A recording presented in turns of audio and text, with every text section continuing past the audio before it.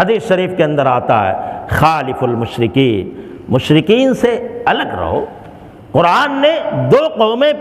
قرآن نے کہا اللہ نے دو قومیں پیدا کیے، دو جماعتیں پیدا کی۔ خلقکم فمنکم مؤمن ومنکم کافر، اللہ نے دو گروہ پیدا کیے، تم کو سب کو پیدا کیا، تم میں سے بعض ایمان والے ہیں اور بعض کفر کرنے والے، لہذا دونوں کا امتیاز ضروری ہے، دونوں الگ الگ دکھنا چاہیے، محسوس ہونا چاہیے کہ یہ مسلمان ہے، ان کی یہ تہذیب ہے۔ آج چونکہ ہم جس ماحول میں رہ رہے ہیں، جس معاشرے میں رہ رہے ہیں، ایک دم بزدلی کے ساتھ اس معاشرے میں رہتے ہیں، اور ہم یہ ایسا محسوس کرانا چاہتے ہیں سامنے والے کو، ایسا نہ لگے کہ وہ سمجھیں کہ یہ ہم سے تھوڑا الگ ہو کر کے رہتے ہیں، ہم سے یہ الگ رہتے ہیں، الگ رہنا چاہتے ہیں، الگ طرح دکھنا چاہتے ہیں، ان کی ساری چیزیں الگ ہیں، یہ نہ محسوس ہو۔ آج ہم یہ تصور دے رہے ہیں لوگوں کو، حالانکہ اسلام نے تو یہ کہا کہ تم الگ ہو، تم کو الگ دکھنا چاہیے، ہر چیز تمہاری الگ ہونا چاہیے، امتیاز ہونا چاہیے، تاکہ کوئی تم کو دیکھے تو مسلمان سمجھ کر کے سلام کرے آپ سے، اس کو یہ احساس نہ ہو کہ میں کس سے بات کر رہا ہوں۔ آج تو یہی پہچاننا مشکل ہے کہ آدمی سامنے والا جس سے مجھے بات کرنے کی ضرورت پیش آ رہی ہے وہ مسلمان ہے یا نہیں۔ یعنی ہم نے اپنے آپ کو پوری طرح ان کے سپرد کر دیا۔ کن کے سپرد کر دیا؟ یہ سب حالات تو انگریزوں سے ہی آئے ہیں، ان انگریزوں سے جن کے ہاں تنگ نظری کی صورت حال یہ تھی کہ جب انہوں نے ہندوستان پر قبضہ کیا تو یہاں کے جو بادشاہوں کا لباس تھا، خاص قسم کی شلوار اور قمیص جو ہوا کرتی تھی،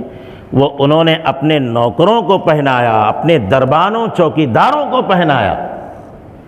مسلمانوں کو ذلیل کرنے کے لیے کہ دیکھو تمہارے بادشاہوں کے لباس کو ہم کیا اہمیت دیتے ہیں۔ اب ہم اپنا سب کچھ ان کے حوالے کر دیے، ٹخنے ہم نے چھپا لیے ان کے کہنے سے، نبی کے کہنے سے ٹخنا ہم نے نہیں کھولا، ان کے کہنے سے ٹخنا ہم نے چھپا دیا، اور جب انہوں نے کہا ارے ٹخنا کیا گھٹنا بھی کھول دو، تو ہم نے گھٹنا بھی کھول دیا، اب نیکر پہن کے گھوم رہے ہیں، چڈا اور ہاف پینٹ پہن کے گھوم رہے ہیں، اس میں سطر بھی ہماری کھلی ہوئی ہے، گھروں میں بھی گھوم رہے ہیں، باہر بھی نکلتے۔ اب یہ دیکھو کہ ہم کس راستے پر جا رہے ہیں، اس قوم کی نقالی کر رہے ہیں جس قوم کا نظریہ ہمیشہ سے ہی تنگ رہا ہے۔ غیروں کے بارے میں بھی یہی ہے، وَلَن تَرْضَ عَنْكَ الْيَهُودُ وَلَا النَّصَارَى حَتَّى تَتَّبِعَ مِلَّتَهُمْ، یہ یہود و نصارہ تم سے اس وقت تک راضی نہیں ہو سکتے جب تک کہ تم ان کے مذہب کی پیروی نہ کرنے لگو، یعنی اسلام چھوڑ کر ان کے مذہب میں داخل ہو جاؤ، تب ہو سکتا ہے کہ تم سے راضی ہوں، ورنہ تم اپنے مذہب پر رہو اور وہ تم سے راضی ہو جائیں، ایسا نہیں ہو سکتا۔ بلکہ اپنا سب کچھ چھوڑ کر ان کے نظریے پر آ جائے گا آدمی، تب بھی کچھ ہونے والا نہیں۔ آپ نے دیکھا ہوگا سال دو سال پہلے، بلکہ سال پہلے ہی کے واقعے، آدمی پہلے قرآن کی آیتوں کے خلاف بول رہا ہے، مسلمان نام ہے، قرآن کی آیتوں کو نکالنے کے لیے بڑی کوششیں کر ڈالی، جب ہر طرف سے دھتکارا گیا تو ان کا مذہب اختیار کر لیا، مذہب اختیار کرنے کے بعد بھی وہی ہوا ان کے ساتھ، آج بھی اسی ذلت و خواری کے ساتھ زندہ، نہ خدا ہی ملا نہ وصال صنم، کسی کام کے نہیں رہے۔ معلوم یہ پڑا یہ کسی چیز سے خوش ہونے والے نہیں ہیں۔ اب ہم نے اللہ کو بھی ناراض کیا، جس کو خوش کرنے کی کوشش میں ہم نے سب کچھ بلا دیا، وہ بھی ہم سے خوش نہیں ہوا، کیا فائدہ ہوا؟ اللہ کو اگر ہم نے خوش کیا ہوتا تو اس صورت میں دنیا کی ساری قومیں اگر ناراض ہو جاتی تب بھی یہ کوئی گھاٹے کا سودا نہیں تھا، اللہ تعالیٰ پوری قوموں کو تمہارے قدموں میں ڈال دیتا، لیکن ایسا نہیں ہوا۔ ہم دوسروں کو خوش کرنے کے لیے ہم نے اپنا سب کچھ بدل دیا، اور نتیجہ یہ ہوا اللہ بھی ناراض ہوا، دوسرے لوگ تو ویسے ہی ناراض ہیں ہی، دشمن ہیں ہی، اب ہم کس کے سامنے ہاتھ پھیلائیں؟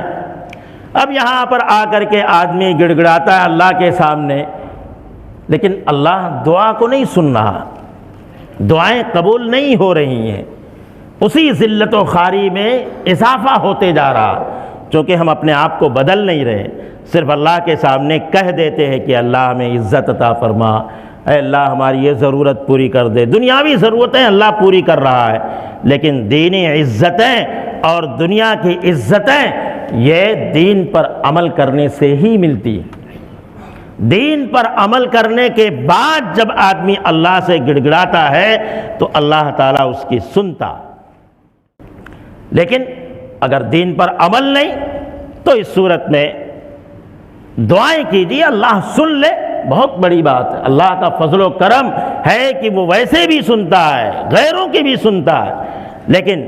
کچھ کر کے دعا کیجیے، اللہ کے احکامات پر عمل کر کے دعا کریں۔ تو تیسرا مقصد یہ بتایا کہ تشبہ اور مشابہت سے وہ بچا ہوا رہے، اور چوتھا مقصد یہ ہے کہ وہ تکبر سے بچا رہے، لباس پہن کر کے اس کے دل میں تکبر نہ آئے۔ تکبر اپنے آپ کو بڑا سمجھنا، سامنے والے کو حقیر سمجھنا، یہ تکبر کہلاتا ہے۔ اب ایک آدمی ہے موٹا چھوٹا کپڑا پہنتا اور آتا ہے مسجد کے اندر پہلی صف میں سنتیں پڑھتا ہے، اور مقصد اس کا صرف یہ ہے کہ لوگ مجھے بزرگ سمجھیں، اللہ والا سمجھیں۔ کپڑا گھٹیا قسم کا پہنتا ہے اس لیے تاکہ لوگ مجھے اچھا سمجھیں، لوگوں کے دلوں کے اوپر میرا رعب پڑے۔ وہ گھٹیا قسم کا لباس بھی ناجائز اور حرام۔ ایک آدمی شاندار قسم کا لباس پہنتا، مہنگے سے مہنگا لباس پہنتا ہے، اس کی ہر چیز مہنگی ہوتی ہے، لیکن مقصد اپنے آپ کو خوش کرنا، اللہ نے دیا ہے پہن رہا ہے، کسی کے اوپر فخر ظاہر نہیں کرنا ہے، کسی کو حقیر نہیں سمجھتا ہے، اللہ نے دیا ہے، نوازا ہے، پہن رہا، اللہ کی نعمت کا اثر اس کے اوپر دکھ رہا ہے، وہ کپڑا اس کو ثواب دے گا۔ تو معلوم یہ پڑا کہ کپڑا اچھا یا برا ہونے سے تکبر ہونا یا نہ ہونا یہ ایسا نہیں ہے۔ تکبر کسی بھی لباس میں ہو سکتا ہے، گھٹیا لباس میں بھی ہو سکتا ہے، شاندار لباس میں بھی ہو سکتا ہے، اور شاندار لباس پہننے کے باوجود بھی آدمی تکبر سے محفوظ رہ سکتا ہے۔ اس لیے آدمی تکبر کا لباس نہ پہنے، یعنی لباس پہن کر کے اس کے دل میں بڑائی کا احساس نہ۔ یہ اگر چاروں شرطیں پائی گئیں کہ بدن کو چھپا لے، زیب و زینت بھی اختیار کر رہا، مشابہت بھی، غیروں کی مشابہت سے اور تشبہ سے بچا ہوا ہے، اس کے پہننے میں کوئی فخر نہیں، کسی کو گھٹیا نہیں سمجھنا ہے، یہی لباس اسلام میں مقصود ہے۔ اسی کو قرآن نے کہا یا بنی آدم قد انزلنا علیکم لباسا یواری سوآتکم وریشا ولباس التقوی ذالک خیر۔ اے بنی آدم، اے انسانوں، ہم نے تمہارے اوپر ایسا لباس اتارا جو تمہاری شرمگاہوں کو چھپاتا ہے اور زیب و زینت کا سبب بنتا ہے، اور تقوی کا لباس یہ سب سے بہتر۔ یہ قرآن نے بالکل صاف اور واضح کر کے دے دیا۔ اب نبی کریم صلی اللہ علیہ وسلم کے معمولات میں جو کپڑے کے رنگ جو پسندیدہ تھے وہ آپ نے فرمایا سفید لباس پہنو، تمہارے لباسوں میں سب سے بہتر لباس سفید۔ حالانکہ آپ نے سبز رنگ کا بھی لباس پہنا ہے، سرخ دھاری والا بھی لباس پہنا ہے، تو پہننے کی اجازت ہے دوسرے کلر کے بھی، لیکن آپ نے سفید رنگ کے لباس کو پسند فرمایا۔ دوسرے آپ نے عمامہ باندھا ہے تو وہ بھی کالے رنگ کا بھی تھا، سبز رنگ کا بھی تھا، سفید رنگ کا بھی تھا، اس کی بھی اجازت ہے۔ آپ کے کرتے کی یہ جو آستین ہوتی ہے یہ گٹوں تک ہوا کرتی تھی، جو گٹا ہوتا وہیں تک رہتی، اس سے اوپر نہیں، اس سے نیچے نہیں۔ حالانکہ مردوں کے لیے اوپر کی گنجائش ہے، عورتوں کے لیے بالکل گنجائش ہے، چونکہ گٹا کھلنے کی، ہتھیلی کھولنے کی اجازت ہے، اس سے اوپر کھولنے کی تو بالکل اجازت ہے ہی نہیں۔ اس لیے خاص طور پر اس کا اہتمام کرنا چاہیے۔ فی الحال جو وقت آ رہا ہے، یہ سال گزر رہا ہے، نیا سال شروع ہو رہا ہے، اس میں غیر تو غیر ہے، وہ اپنے کس طریقے پہ عمل کرتے ہیں ان کو ہمیں نہیں دیکھنا، لیکن آج ہمارے نوجوان لڑکے ہی نہیں بلکہ لڑکیاں یہ بھی یعنی کتنا ننگی ہو جائیں وہ اس کو فیشن سمجھتی، فیشن میں آ کر کے اپنا سب کچھ لٹا رہے ہیں۔ حالات اتنے بد سے بدتر ہو گئے کہ ہم نے اس کو نئی تہذیب دے دیا اور سمجھتے ہیں کہ دنیا ایسا کر رہی ہے تو ہمارے لیے گنجائش ہے۔ ہم کو روک کر کے رکھنا ہے، ان کو سمجھا کر کے رکھنا ہے کہ یہ سب ناجائز اور حرام فعل ہیں۔ نیا سال آ رہا ہے تو اپنے پرانے سال کا احتساب کرنا چاہیے، حساب لگانا چاہیے ہم نے دین کے اعتبار سے کیا کھویا ہے کیا پایا ہے، دنیا کے اعتبار سے کیا کھویا ہے کیا پایا ہے۔ آگے کوشش کرنی چاہیے کہ دین پہ عمل اگر کم رہا ہے تو آگے سال زیادہ ہونا چاہیے،